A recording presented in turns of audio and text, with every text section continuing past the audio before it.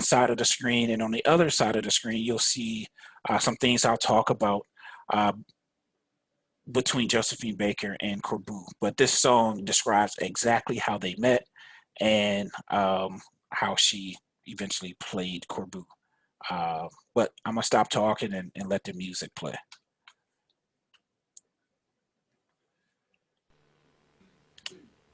Have you ever met a girl that you tried to date, but a year to make love she wanted you to wait? Let me tell you a story of my situation. I was talking to this girl from the U.S. nation. The way that I met her was on tour at a concert. She had long hair and a short miniskirt. I just got on stage dripping, pouring with sweat. I was walking through the crowd, and guess who I met? I whispered in her ear, come to the picture booth so I can ask you some questions to see if you're 100 proof. I asked her name, she said blah, blah, blah. She had 9-10 pants and a very big bra. I took a couple of flicks and she was enthused. I said, how do you like the show? She said I was very amused. I started throwing bass, she started throwing back mid-range. But when I sprung the question, she acted kind of strange. Then when I asked, do you have a man? She tried to pretend. She said, no, I don't. I only have a friend. Come on, I'm not even going for it. This is what I'm going to sing. This is usually when I will have everybody singing in person, but you can sing on your screen.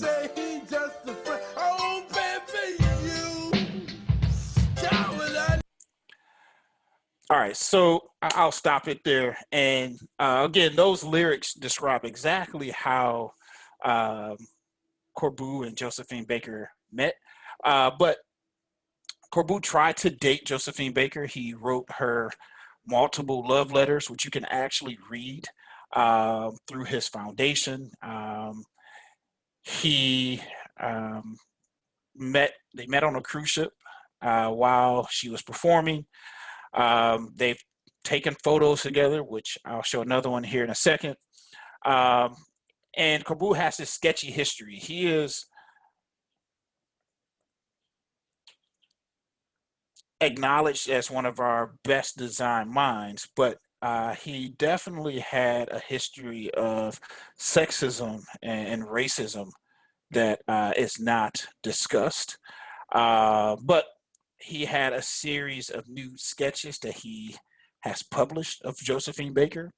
But not only of Josephine Baker, I mean, he traveled throughout South America and would travel to nude beaches and talked about the Black body and, basically the commodification of the Black body and compared it to architecture, design, etc. And then, he sprung the question. She acted kind of strange. Baker ignored a number of Corbu's letters, and he was very persistent and even showed up at her apartment in New York.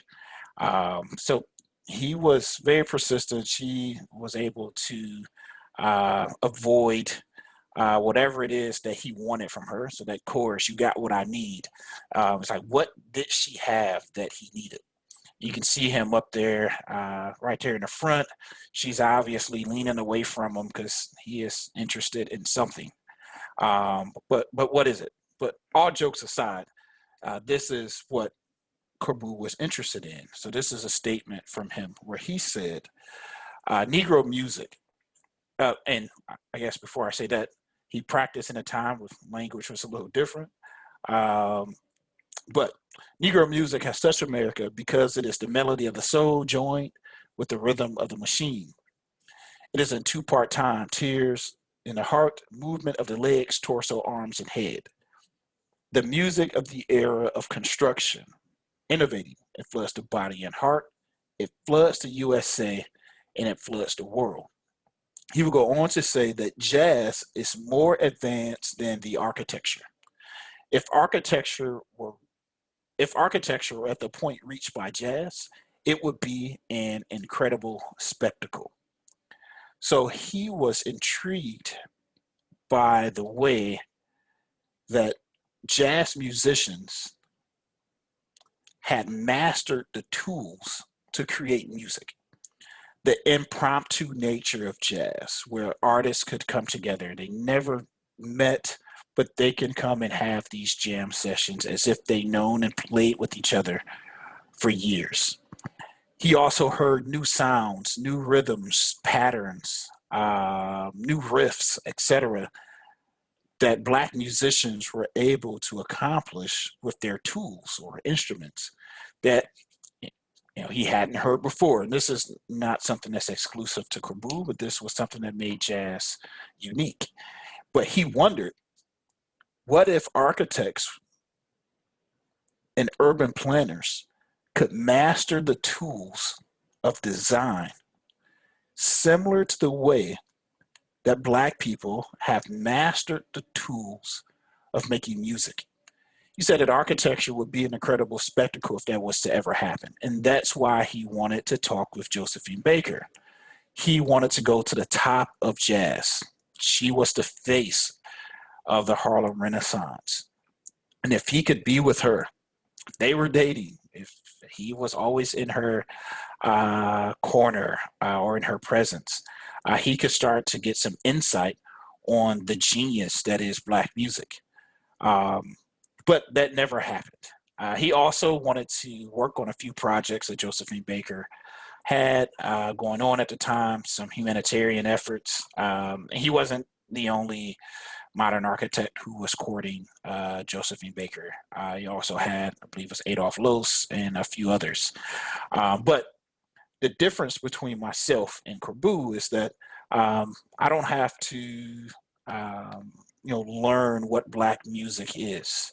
I grew up in the culture.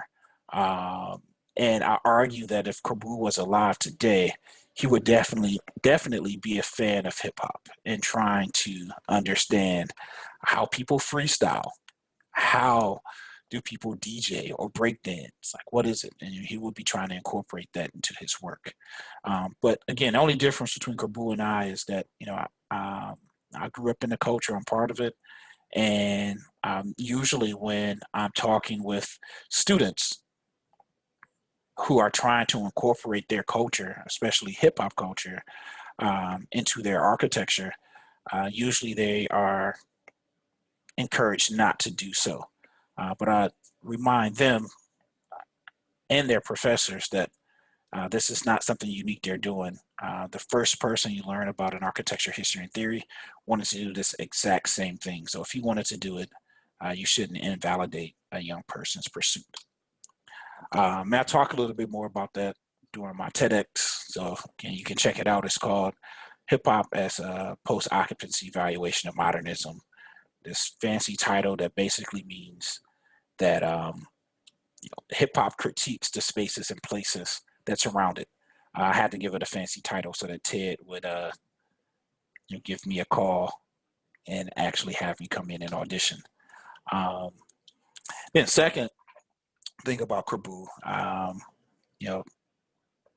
joke and call him the forefather of hip hop. Now this is a joke, and I'm not taking credit away from the young Black and brown teenagers in the Bronx, New York, who actually created the culture. But this is one of the stories I tell which connects hip hop and architecture in a tangible way. So I'm not going to go off into the history of Corbu's ideas for the city of Paris. So for the people who are in architecture, I'm sure you've learned about his plans for changing the center of the city of Paris with the hopes of providing a better life to working class citizens.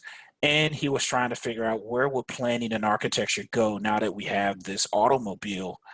So he wanted to, remove pedestrians from vehicular traffic, but he wanted to get working class citizens closer to their places of employment, and a number of other things. It was this utopianistic view that Paris never implemented, but the United States would adapt this plan, and eventually these towers that you see became the birthplace of hip hop. So another one of the sketches, and remember these sketches as I show some images from closer to today. But as I mentioned, Paris did not want to implement his plans for working class citizens. They had a number of critiques, and Corbu eventually wrote a book called The City of Tomorrow and Its Planning. And this is where he summarized his ideas and encouraged people to take up where he left off and try to get them implemented. 5 things that I want to point out from this book that he said he was going to provide to the working class citizens of Paris. Translucent prisms of glass, so these glass towers, immediate access to employment. So those glass towers were surrounded by these tenement homes, and then vast lawns would surround the residents. They would be under the shade of trees, clean air, no noise. These are 5 of a list of many things that he said he was providing. And once again, I'm going to use a song and show how what he intended was not the reality for the people who inhabited those spaces, those developments. And the United States took Corbu's plan and did what I call like the worst remix in the history of remixing. So usually in hip hop, this diagram shows how we would, take a sample and turn it into a new piece. So you start off with an original song. We would extract a sample, some piece of a song that evokes this savory emotion, whether it is a drum pattern, it could be a hook. It's something that when you hear it, it automatically evokes some type of savory emotion. We'll take that sample and then slow it down. We would speed it up until it created this new song. Sometimes these were the breaks in a song. So break meaning a song where the artist did not sing and it was usually the music playing only. Early DJs would take that break and then they would have that break play over and over again. And this is where break dancing came from. In hip hop, it was extending that break so that people could dance. But again, it always was taking the best part of a song and turning it into something new.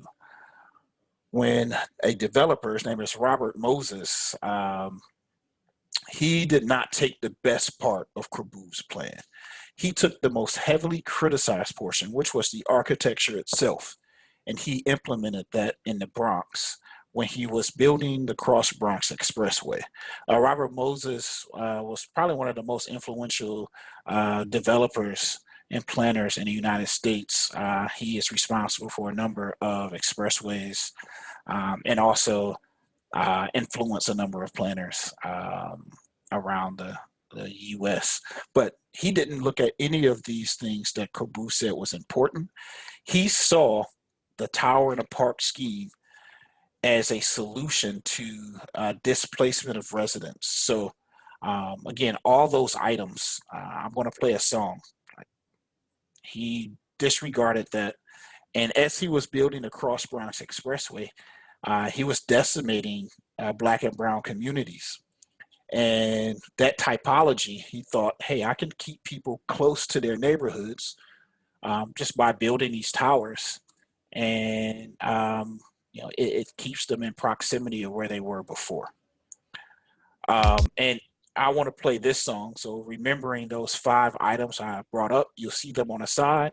And then in the lyrics, you'll see that the artists contradict everything that this urban renewal scheme was supposed to provide.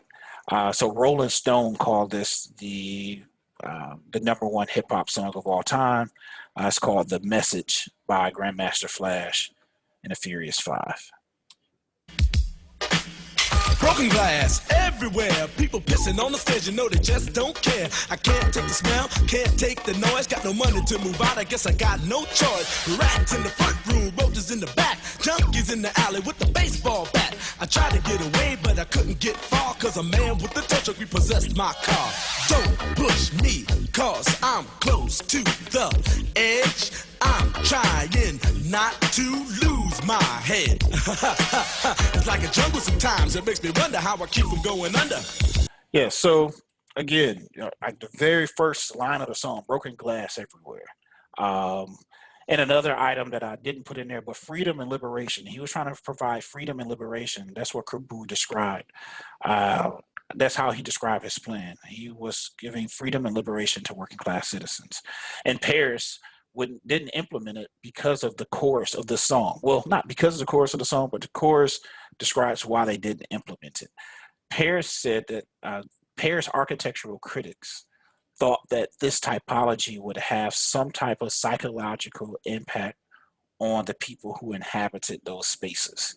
And I mean, you know, years later, almost 50 years later, you can see the message starting to speak to some of the psychological impacts of architecture. And then here's, the housing projects that were built that, this is in Detroit, my hometown, but this could easily be Chicago, New York, St. Louis, or any of the other major cities throughout the United States where this typology became the backdrop of the cities. And I want to stop there, but there's a lot more that we could discuss.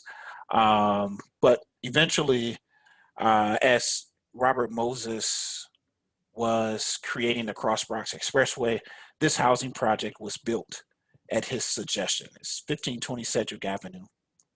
It is the birthplace of hip hop. So New York officially recognizes 1520 Cedric Avenue as the birthplace of hip hop culture. It was built at the suggestion of Robert Moses. It is inspired by Kaboo's Tower in a Park scheme. Recently, Cedric Avenue was renamed to Hip Hop Boulevard. And the story between architecture and hip hop, I've told in a number of magazines or interviews, and I oftentimes try to conduct interviews, not just in architecture magazines, but in places where, I know people would read it, people of color. So Fader, very popular, music publication, same as Vibe. So I'm trying to tell this story, not just to architects, but let our end users, our clients and others know the impact that we have for generations to come. All right, so transitioning to some examples of hip hop architecture. I was talking about lyrics, but there are other elements to hip hop. One of those other elements is breakdancing.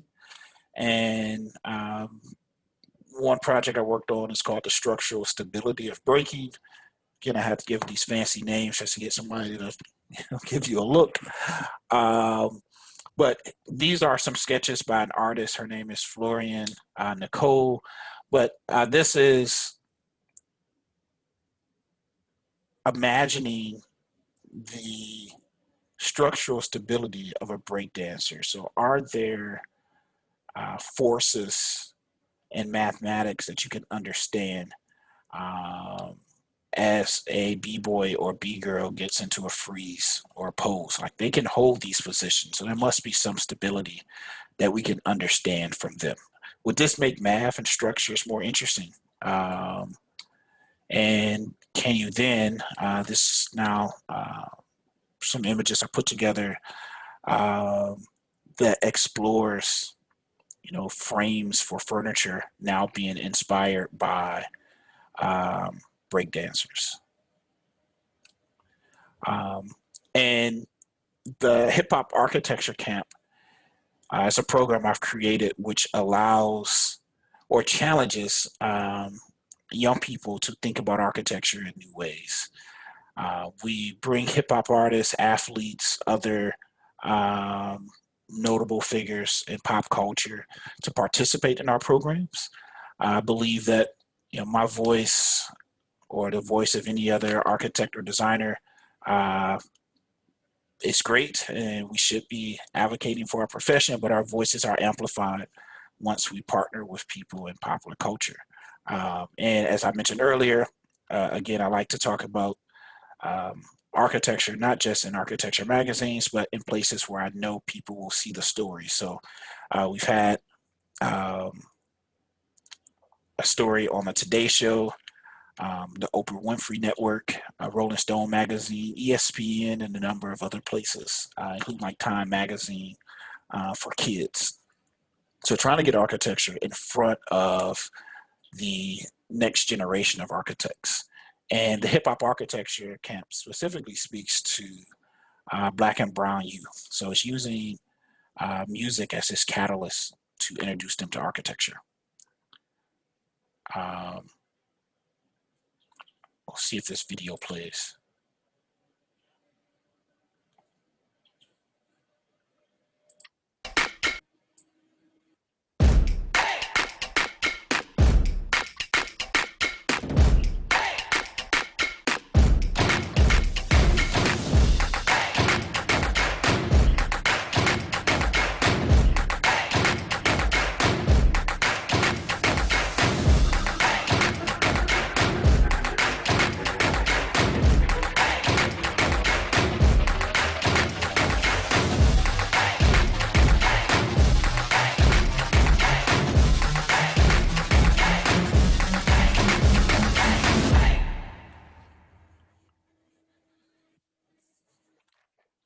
So we, again, use hip hop as a way to introduce young people to architecture. And we look at ways that hip hop artists talk about their neighborhoods and communities, and then the way that they describe their neighborhoods and communities become our design challenges.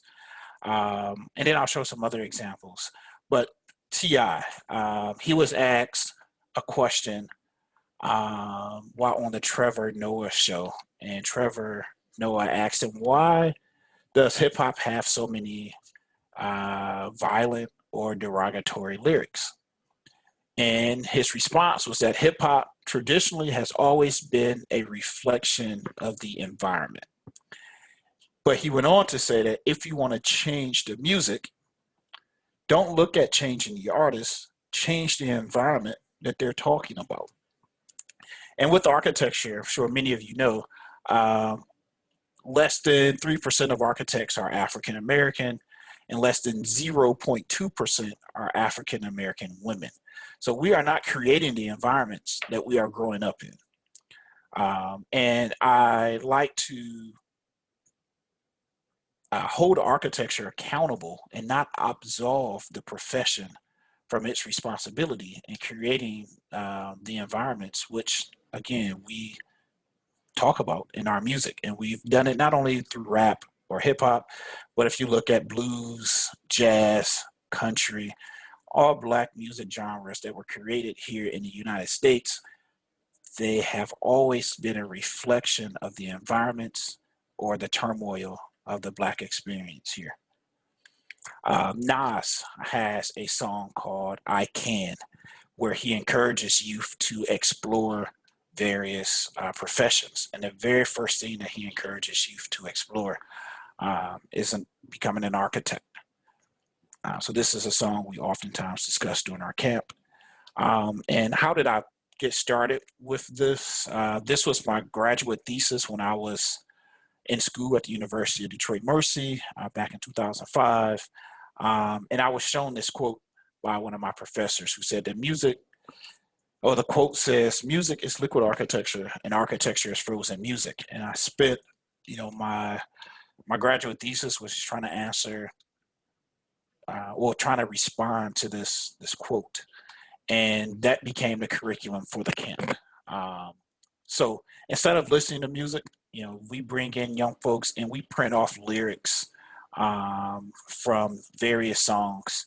And I've created a process where it's exactly what this young lady is doing, where they can evaluate the lyrics of an MC in a mathematical way. And every line in a song or every line in a rap is called a bar.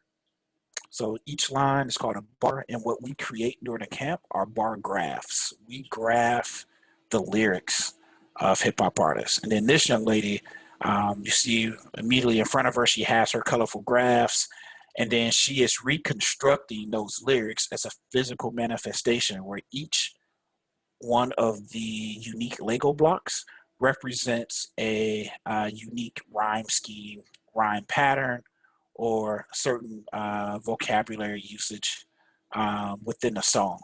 So at the end of this, like she's able to hold words, like words become sonic experiences become something physical. So we're freezing music. This is what some of those graphs look like. So you're looking at this deconstruction and analysis of rap music. So you can see how complex the music is.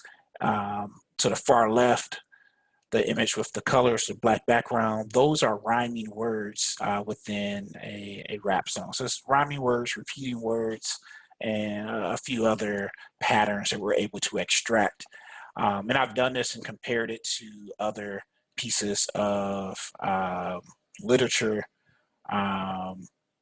or other music genres. And the structure of rap music is extremely unique.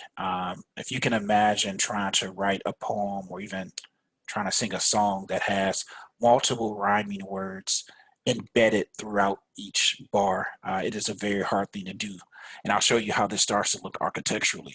From there, we then teach the young people how to create three-dimensional models where different values are assigned to different words, different rhymes, etc., where now you can see a song in 3 dimensions. So this is a song by Tupac, Me Against the World.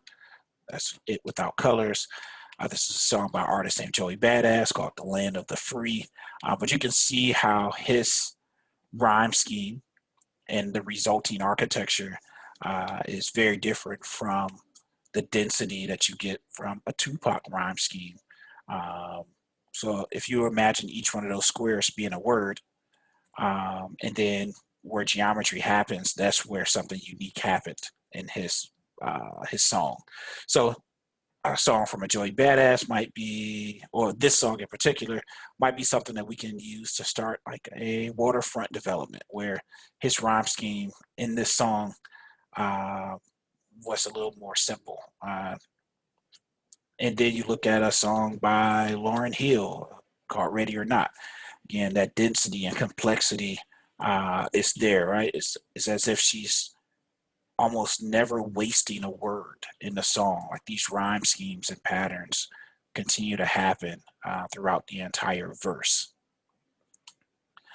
And I'm from Detroit, and it is hilarious when I travel around. I spent, when I was in college, I did study abroad. I went to Warsaw, Poland, and it was around the time that the movie 8 Mile had came out. And the first thing people ask you when you say you're from Detroit, like, do you live on 8 Mile? Like, no, I do not live on 8 Mile. Very few people live on 8 Mile. It's not a residential street. And it's one of those streets that, you know, hip hop has, I'll say, made famous. It is the divide between the city and the suburbs, and it has a number of other divides for the city, whether it's demographics, finances, etc. But it's not the most popular thoroughfare in the city that I want people to know about Detroit. And to me, the most popular thoroughfare is a street called Hastings Street. And it was the major street through a Black community called Black Bottom, or also referred to as Paradise Valley. This is when African Americans moved from the South to the north, to work in the auto industry. So this Hastings Street and Black Bottom, had, some of the first Black hospitals in the city of Detroit, schools, pharmacies, law offices, and almost any other business you can think of in between. And, it was decimated by the construction of an expressway. So this is, 1959, and then this is 1961. So as expressways are being built throughout the United States to connect the central business districts to the suburbs, miraculously, almost in every city, those expressways were built through Black communities. And Detroit is, again, just one of many stories. And I created I ran a hip hop architecture camp in Detroit to reimagine this expressway. If the expressway was capped, because the Michigan Department of Transportation and the Detroit Planning Department were exploring this, and they still are. How can they right the wrong and cap this expressway and turn it back into a major thoroughfare in the city? But we wanted to remind them that people were bought out for pennies on the dollar in the name of eminent domain. And if this expressway is capped, they should not put out RFQ or RFPs to developers who have so many projects in their portfolio, so much disposable income, et cetera, and allow them to come and develop this property. We challenge them to seek the children or grandchildren of people who were bought out. And again, this is not something that was so long ago. I mean, this is 1950s. So some of them are still alive, or their children are, or grandchildren are. So we conducted a camp. We invited some people who were young folks at that time and spent time on Hastings Street. And we used Detroit music to analyze it and create a massing model for what that expressway can become. And one of the things we do during the camp as well is we always have our young people write their own music at the conclusion of the camp. And then we shoot a music video. So their music is a critique of the spaces and places around their city. But it also includes their vision for what the city can become. And the young folks in Detroit said, hey, I want to go to that freeway. I want to go to that overpass, and I want to film part of the music video right there. So that's what we did. We rented a bus, and I'm going to play the video. You'll hear the first young lady. She's rapping right on that overpass, and then you'll hear two young ladies at the end. The first young lady is pretty funny. She's nervous because the overpass is bouncing up and down as trucks and everything pass through. I'll go ahead and play the video. Black bottom, black bottom, black bottom, black bottom, black bottom, black bottom, black bottom, black bottom, black bottom, black bottom. Making a change. We gotta let the people know Detroit's coming. No one man show. Making a change. Black bottom's the key. We haven't forgot. Look and see. Building banks, schools, and hospitals too. Detroit's brand new. Y'all hating. Thank you. Staying strong. Am I wrong? Penetrating my dream through the song. My intuition, not playing my sick position. Got nothing all in my system, just rapping like it's addictive. Born and raised in the 313. Counting money, getting paid like I'm a G. You just spending paper just to clear my head. In the future, I'm gonna be rich off the bread. Black bottom was the place to be. They tore down a great community. Black bottom, black bottom, black bottom, black bottom, black bottom, black bottom, black bottom, black bottom, black bottom, black bottom. You should take notes, cause we the best. Don't stress, be bust and put it to the test. Now let's talk about black bottom for a sec. It had the rich soil, man, it really was the best. But now it's gone, it was taken away. Replaced with Lafayette Park, wish it was here to stay, but it's not. So let's talk about Hastings Street. Replaced with a freeway, we finna bring the heat. Let's go. flow. Yeah, so again, that was our song. What up, y'all? This song is dedicated to those impacted by gun violence in the All those were on mute. So that was our song for Detroit, where they made an anthem about Black Bottom. And our young people are joined by hip hop artists. We have like nationally known artists like Lupe Fiasco, or sometimes neighborhood or local artists who come and help our young people create rhymes and complex rhymes or double entendres and create these complex pieces. But like the young lady said, in the future, I'm going to be rich off the bread. You know, when you hear it, you might think she's just saying, you know, I'm going to be rich and I'm going to have a lot of bread. But no, she's talking about her business that she wanted to create if she was given property on that expressway, which was a bakery. And she says, I'm going to be rich off the bread. Or the young lady who talks about the rich soil that was in Black Bottom, which is where the name Black Bottom came from. It wasn't called Black Bottom because Black people lived there. It was because the soil was described as some of the richest soil in the entire city.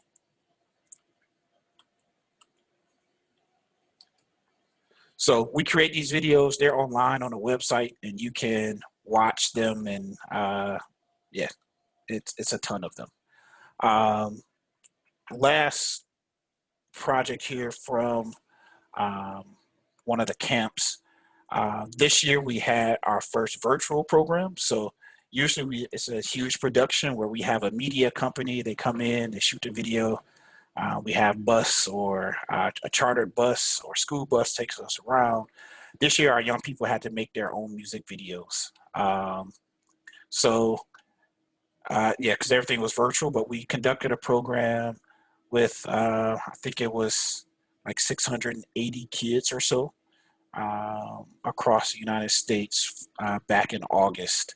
And they had to create a business for their neighborhood and then make a song or make a rap verse that was their business pitch. So this young lady created a song, created a business, and here's her rap.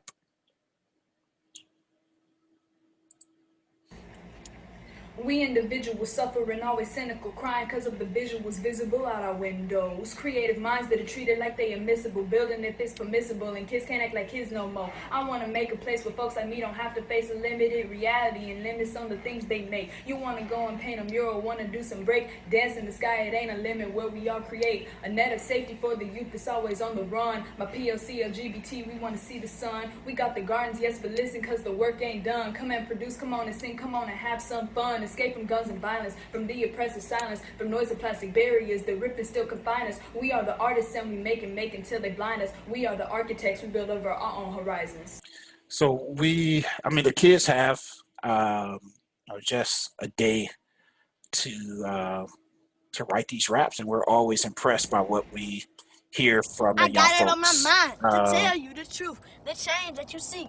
It starts off with you, I seek the guidance of God. I can't do it on my own. If we follow God's plan, we can all make it home. We gotta stop the killing, we gotta stop the lies. We gotta come together, connected likewise. It starts off with discipline, way deep inside. The streets need to be where peace resides. 30 years of legacy to leave back behind. It takes dedication to open up the eyes. Desire, light, fire, let the world feel the flame. When we all come together, the world would know our name. 3D is a place to make you feel safe, no matter what the race. In this special place, one great community under God's grace. Let's start here in Jackson to rid the world of hate. So this young man is obviously from Jackson, but this was his design at the bottom. This year we also partnered with Nike. Young folks not only designed a piece of architecture, but they also designed a shoe that was based on their architecture. And this is, Tinker Hatfield and a number of the top designers at Nike actually started off as architects. So we had a shoe designer from Nike join us, who was formerly an architect, and talked about his process for designing Michael Jordan's, Serena Williams, Andre Agassi, and a number of other high-profile shoes. But our young people created their own shoe to match the architecture, and the best shoes, they actually got a pair of them So they got this one of one shoe that they designed. So again, we had this camp mixtape. You can go and listen to a number of raps or entire songs, music videos, etc. If you go to our website, hiphoparchitecture.com. One big misconception about the camp is that it's only for kids. But we have partnered with city planning departments right here in Madison, Wisconsin. We partnered with the city as a part of their strategic plan, which looked at 40 years into the future of what Madison should be. So this was a citywide initiative for all people throughout the city, no matter the age.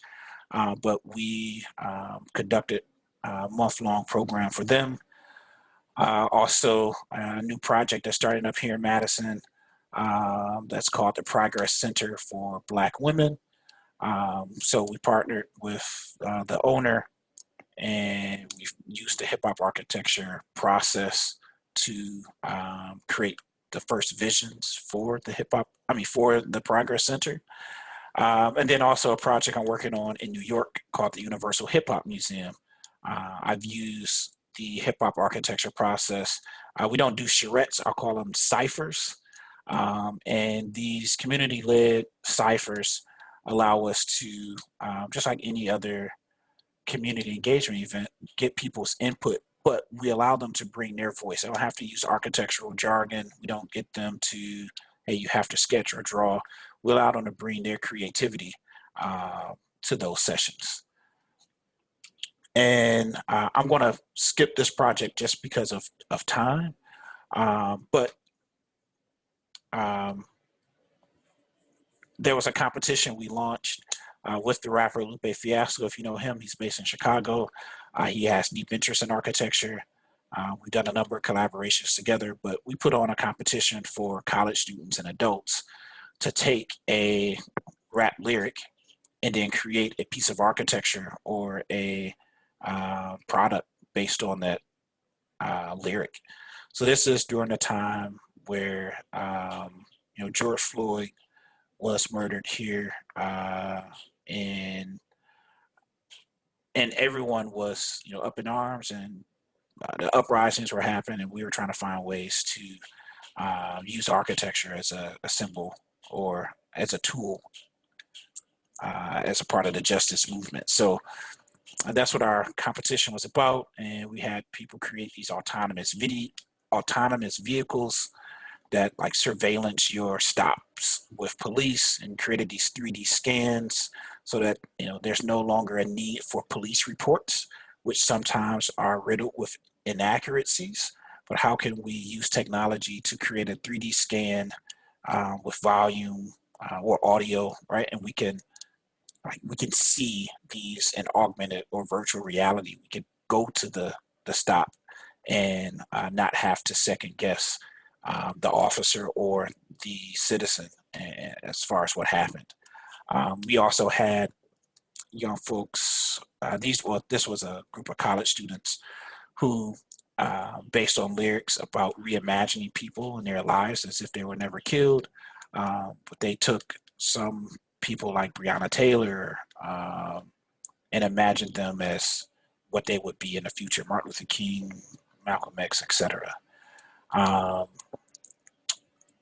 An architect who she says she is not a fan of hip hop, but she really enjoys the movement, and she said she had no idea what she would do, but she found a lyric from one of my favorite rappers, a guy named Joey Badass, who talked about he should be able to pick from his screen what his taxes go through. So she created an app that was called like interactive investment, and you can walk around your neighborhood and see where your taxes could go, and then you can allocate your taxes to those locations. And then last,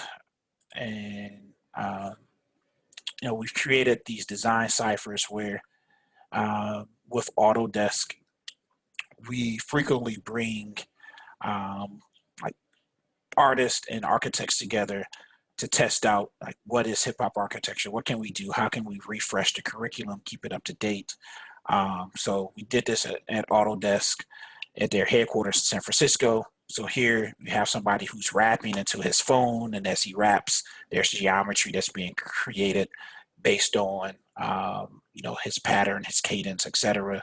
And then now you can put yourself in that environment in augmented reality. You can walk around your words. This guy who's doing it, he was actually one of the writers for the movie 8 Mile. Well, I should not say one of the writers, but he was one of the rappers who wrote some of the rap battles in 8 Mile. And then we was like, hey, can we take these patterns and make new stuff? Can we take a rap and turn it into a rap? Like, can you rap yourself with a rap? So if you came midway, you know what we were talking about, because it got so confusing but fun. But we're trying to see, can we turn a rap into a WRAP? And we did that. Like, we started to make clothing that was based on these textiles and these patterns that we were extracting from the music. Here's some kids I gave some coats away to during one of my lectures. And then we took wraps and turned it into wallpaper. And we didn't want to call it wallpaper, so let's call it wrapping paper. Yeah, and I'm going to end there, just respecting everybody's time. The last project I was going to show was a humanitarian project where we conducted a camp in Kenya. But you can see that and many other projects if you go to hiphoparchitecture.com. I want to thank you all for this opportunity to share what's going on with me, and I'll turn it back over to Susan and hopefully take some questions from you all. Well, Michael, that was great, and thank you very much. I will also reiterate to everybody that if you'd like to donate to the lecture, we have a PayPal link on the chat box, so you can do that as well. I'm going to encourage anybody who'd like to throw a question at Michael to pose that in the actual box, and I can read through it and share what we've got that comes up here. Lots of good responses, Michael, by the way. That was fabulous. I actually love seeing the actual, the products that came from what you did via the wrapping wallpaper, the textiles. Because as you were making this presentation, I kept thinking, wow, what happens? What is the final product in something like this? So I really love that you came up with something that you could hold, and that you shared so much with the kids. I think that was fabulous. And that adults play in this. We could all learn something from this. I appreciate that you've shared that with us. Ooh, thanks. I'm going to ask the question from Lauren. She says, have there been any success stories of these kids going on to do what they've actually wanted to do, or great things from one of your presentations, classes, or camps? Yeah, that's a great question. So our program is still young. We started in 2016. So this is our 4th year. So still a young program, but we do have some success stories. We have a number of young people who have went on to study architecture in college. Just this summer, we offered our first scholarships to young people who participated in the camp. We had the historically Black colleges and universities who have schools of architecture in the U.S. Gave a presentation. We paid their application fees for the young people to apply to those colleges, universities, and was able to award some scholarships. The first one to a student in Detroit at my old high school was a scholarship we gave away. But yes, so we have some success stories, and I think as the program continues, our hope is that as our young people who are like in middle school now or just now making it to high school, we will hope that 3 years from now we start to see them in schools of architecture. Great. And there's, I'm sure, plenty of room to grow since they're only 3%, as you said earlier. Yeah, it's a low number. And then one more thing about that question too is we want young people to become architects or urban planners, but one of our other things is if you don't become an architect, we don't care. We want you to become a informed consumer of architecture. We want you to understand the impact that architecture and urban planning has on your life, and that you as a citizen have the ability to advocate for what happens or does not happen in your community. Because a lot of times, urban planners, architects, city planners, they're designing for communities of color as opposed to designing with them. So we're letting them know that they can be advocates for their, for what happens in the built environment. And if they become an architect, that's like the cherry on top. So when you work with the at the city level with planners and whatnot, do you actually use your normal program? Do you make them work through hip hop? It sounded like you did, and that they're working with actual music before they do any kind of real planning or discussion. Yeah, hip hop never goes into the back pocket. It is there. It is in the front of the discussion. So if there's a mayor's office, like, hey, we're talking about rap songs that were produced in your community and how those rap songs are a reflection of the failures of urban renewal or planning projects in your communities. So yeah, the music doesn't go away. That's cool. Do you ever get your students involved in the camps or any of your projects? Yeah, so we've had students who have joined teams for professional projects. So one of the more recent ones is a project here in Madison where we created a master plan for a waterfront park. It's one of the larger parks here in the city. And we paid for middle school students to go to all of our community engagement sessions and then summarize what the community wanted, but summarize it in music. So they created a song that summarized the city's ideas and created a music video. And we did that. The reason why I wanted to put it in music, and this is funny, it's not demeaning hip hop in any way and like how intricate hip hop can be, but Sesame Street or Schoolhouse Rock. Like a lot of us might have learned how a bill gets passed or a law is made from Schoolhouse Rock. Like I'm only a bill on Capitol Hill. It's true. Right? Or, but when cities are doing something that is very impactful as far as projects in your neighborhoods and communities, it's usually buried on some city website that you have to know how to navigate through the state or city's website in order to find out what's happening. And there's certain communities of people who know how to do that. And there's other people who have not been privy to that information on how to navigate, the bureaucracy to figure out what's happening. But if we can put it in music, it can be, music is disseminated much faster and further than, a website. A song that you make in Madison could be, playing in LA, like in the next couple of minutes if it's hot. So we use this as a way to alert people on what's happening in the city, but then also for private developers, architecture firms, or anyone else that wants the neighborhood to know what's happening. We created this process to help them get their message out to communities. So once that song was created by those junior high students, middle school students, what was then done? Was it shared with the planners, or they were there to help? I don't know. I mean, yeah, the city planners are right there. The mayor is right there. The architecture firms who are working on the project were there. So the young people, they got their check, which is the most important thing, because we oftentimes have people come and be a part of community engagement sessions. We're getting paid for being there as architects or planners. We're getting a check. We're salaried, or maybe some people are hourly, but you're getting paid for engaging that community.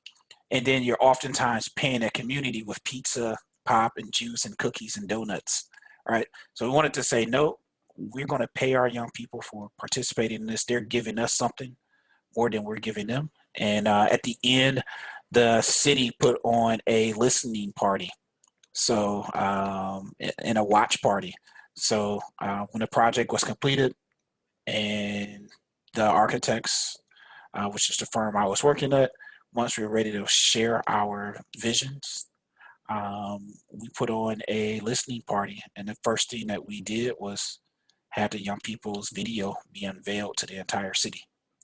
That is so fantastic. How delightful, versus, as you say, in the back of a website, dragging pieces of paper, binders to a meeting. Love that. Let me see here. I've got a couple more questions. Can we host a camp in Alaska? Absolutely. We definitely I'm interested in doing that. And right now during COVID, we have been conducting online programs. So if there's people who are interested, I mean, I'll definitely follow up with the Alaska Design Forum, but there's other individuals or firms or organizations who would be interested in taking part in that. On the website, hiphoparchitecture.com, there's an area that says host a camp, and you fill out a form, and we can get information and contact you. So we are doing virtual programming now. Yeah, I would love to do something in Alaska. Okay. Well, I expect an invitation, I think, huh? I've got, let's see, do you have any aspirations to expand your vision internationally? Yeah, so one project that I was going to show there at the end, that I guess take a step back. I talked about going to Warsaw, Poland, when I was in undergrad, and that's the first time I knew how big hip hop. I found out how big hip hop was because we traveled around Eastern Europe, and it would be times we'll go places where English was not spoken that much, but you go to a bar or a nightclub and they're playing hip hop, and it was me and one other black person, so you already get the, oh, okay. When you walk in, like, that was unexpected. And a rap song comes in, and everybody wanted to come and show us that they could rap the song, even though they couldn't speak English. They knew lyrics from Tupac or 50 Cent, and they would not miss a single word in English. And then we would try to have a conversation afterwards, and they'll say, "Oh, my English is bad." Like, you just rapped a song word for word. So that's when I knew hip hop was big. Fast forward to today. Yes, international. We are looking at international programs. Our first one was done in Kenya, where I teamed with rapper Lupe Fiasco in a company that he created, or that he is on a board for, I should say, called Zero Mass Water. And make a long story short, we went to a city just outside of Nairobi and worked with a group called the Samburu Girls Foundation. They rescue young girls from early marriage, some traditional practices which have been outlawed, like female genital mutilation. And we worked with the founder of the organization, who, again, they were in the countryside. They were not in the city. They didn't have fresh water. And Lupe was part of an organization that created these solar panels, but they're called water panels. And we installed enough of those water panels to give, I think it's like 400 girls on that campus access to fresh, clean water. So we created a master plan for them for the campus. They had a very large campus, but not enough money to develop it themselves. And we wanted to use their culture, like the patterns that they create, the materials that they use, like beads, things like that. So we use those as tools to create the master plan. Here's the panels. We're teaching them about this technology, which takes water vapor. It extracts water vapor from the air, condenses it, and turns it into drinking water. If you ever seen Black Panther, we were joking and calling the technology vibranium.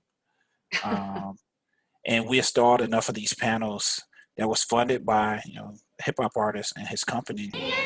And, ended with them now getting access to fresh water, where before they had to walk. It's a 30-minute walk each way to a local river to get water for their campus. I made the walk a couple of times, but it's not easy, and they had to do this to provide water to 400 girls. So it's a ton of walks. It's always a crew of young girls walking, no matter the time of day, no matter the weather. They needed water for cooking, cleaning, drinking, etc. Well, and I know that happens in a lot of rural areas in Alaska, or I said Alaska, but Africa. And I think that what you did there, I mean, that's a great piece of outreach. My God, what a game changer. Yeah. I was going to say to you, I'm looking again at chat. Lawrence says, I was blessed enough to see Michael in Austin, 2017. And Hey. he had 500 architects trying to rap. It was a memorable experience. Michael, thanks for another great presentation. So you've got a fan for sure here.